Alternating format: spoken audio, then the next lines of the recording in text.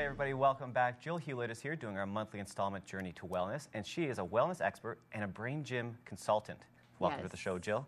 Great to be here. Thank you. I guess the first question is, what would brain gym be? Great question. Brain gym is a series of movements, simple, fun, and effective exercises that can be used in the classroom, the boardroom, and the living room to turn our brains on. Okay. So to take us from using a limited portion of our brain to our whole brain potential. Okay, now you have something to sort of demonstrate, and I love this. I know, this is so much fun. When we're stressed out, what is our brain doing? And we're not realizing it. When we're in stress, we are in survival mode, flight, fight, or freeze. And so we're using a really small part of our brain stem just for survival, to get across the street safely kind of thing. But living there isn't our optimal best. It's not where we're going to achieve the greatest results. So when we realize we're in stress, we need tools to shift it. And so water is a wonderful activity because water clears stress immediately. It takes first call on our nervous system. Just by drinking water? Just by drinking water. Because when we're stressed, we become dehydrated, like dry mouth. Yes. Right. Yeah. So what happens is that when we notice we're in stress and we have some water, then we can do some brain gym exercises which immediately start to take a person into a larger portion of their brain, their midbrain. Look at and that. then ultimately, I know you're getting excited, ultimately your whole brain potential. And for people at home, I'm sure as you're looking at this, you're like, I'd like to greet life from this place rather than this place. It's almost like massaging a tight muscle. Yes. Because you're loosening it up. Yes, and you know, it's exactly that. It's stimulating the muscles. If we don't use it, we don't lose it. And the pathways, the neurological connections that ideally we'd be using more of the time. You know, what happens is when we wake up in the morning even, we're not in this place necessarily. We wake up, we're dehydrated, we're still tired. We haven't turned the lights on fully. So even first thing in the morning, someone might think, I'm not in stress when I wake up in the morning, but you're not fully turned on, right? So right away. The first thing you do. First thing I do every morning. My daughter too, we drink water, and then we do some brain gym activities, and they're fun, they're effective, and then you can use them throughout the day as needed.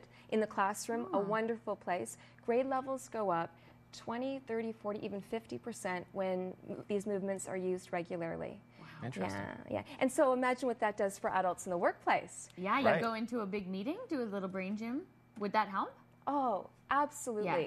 Clear focus, communication, feeling centered and confident, and also being more in a resourceful place. So there's that sense of having more to give and better participation and ultimately greater creativity. Right. Yeah.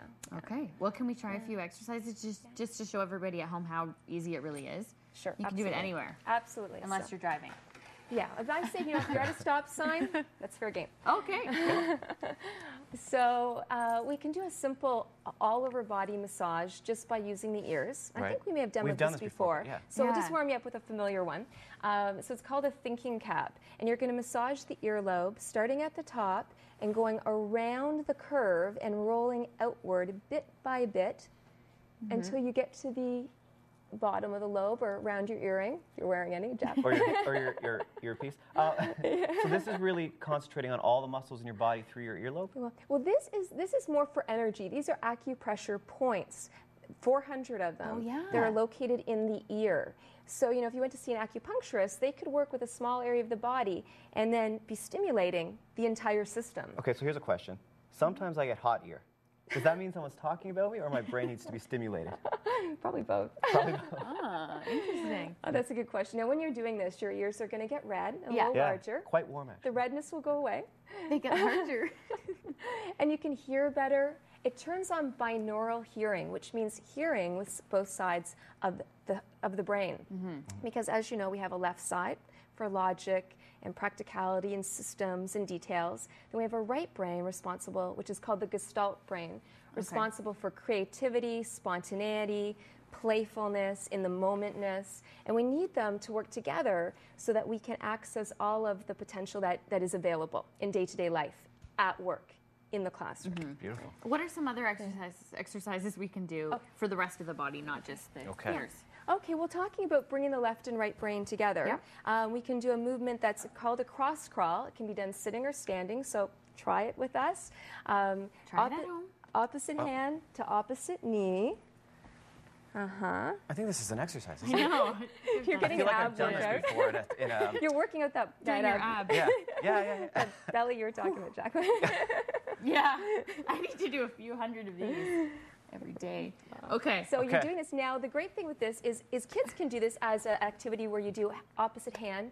Oh. You know So that would that focus on the eye and hand Because concentration? it gets you moving. it's eye-hand And coordination, thank you. yes. And when our eyes and body connect to new patterns, we actually we impregnate the system with a new communication line, a new possibility.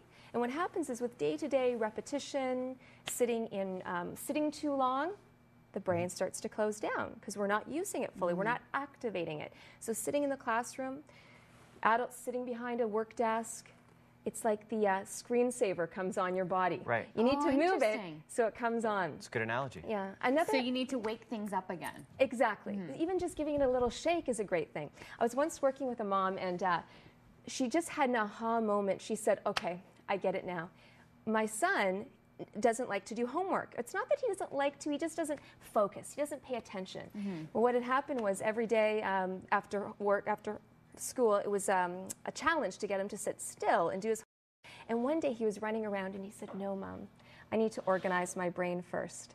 And she said, he was bang on. He was right. Now she can use these movements to make a difference. So anybody can go to your website. The website is brainworksglobal.com or got it. jillhewlett.com.